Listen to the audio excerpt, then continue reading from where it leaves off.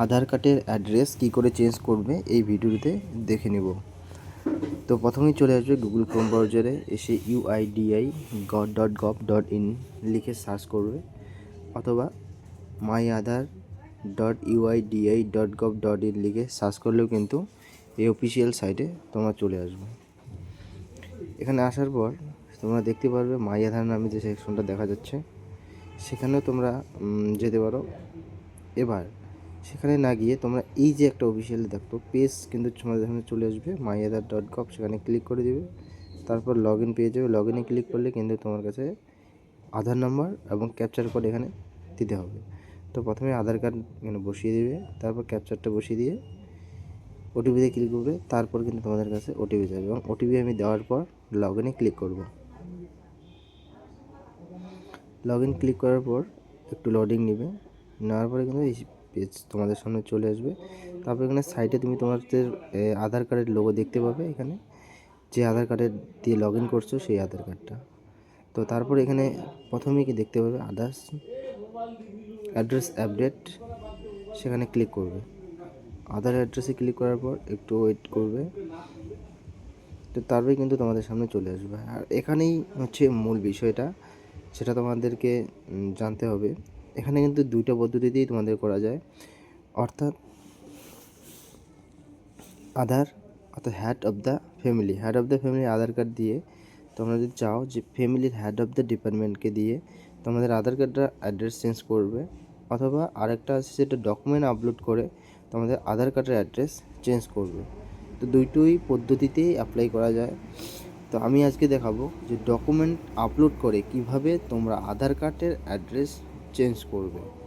এর জন্য এখানে কিন্তু প্রসেসগুলো সম্পূর্ণ প্রসেসই দেওয়া আছে। এখানে head of the Aadhaar address অর্থাৎ আধার কার্ড আপডেটের যে পদ্ধতি, সেখানে কিন্তু স্টেপগুলো এখানে দেওয়া আছে, তোমরা দেখতেই পাচ্ছ।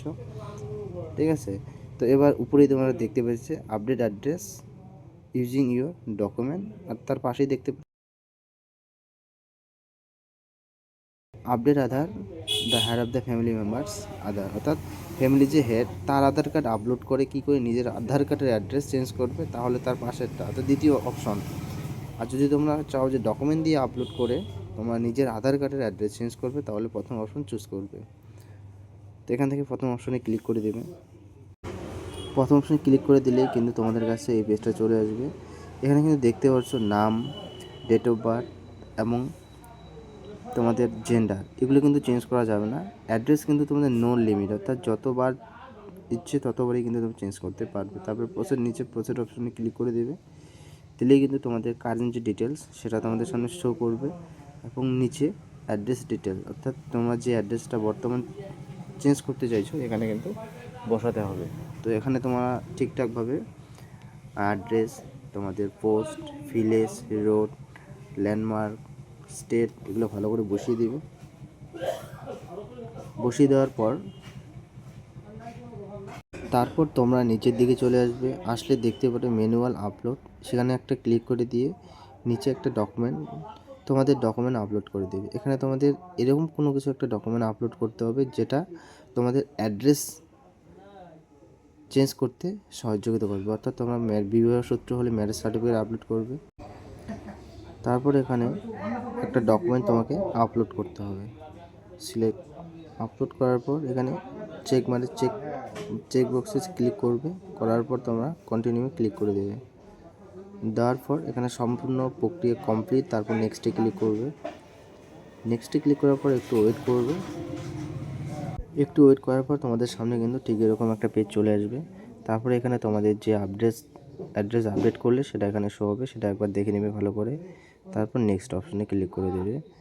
দেওয়ার পর লাস্ট তোমাদের শেষ ধাপ পেমেন্ট অপশন, এখানে চেক বক্সে টিকমার দেবে। দেওয়ার পর যে কোনো একটা অপশন তোমাদের সিলেক্ট করতে পারো। আমরা এটা করে নিচ্ছি, করে মেক পেমেন্ট অপশনে ক্লিক করে দেবে। তারপরে কিন্তু তোমাদের এখানে একটু লোডিং নেওয়ার পর সেই পেমেন্টের যে সাইট সেটা চলে আসবে। হ্যাঁ, তারপরে এখানে কিউআর কোড দেখতে পাবে, সেখানে শো কিউআর, এখানে অপশনে একবার ক্লিক করে দেবে।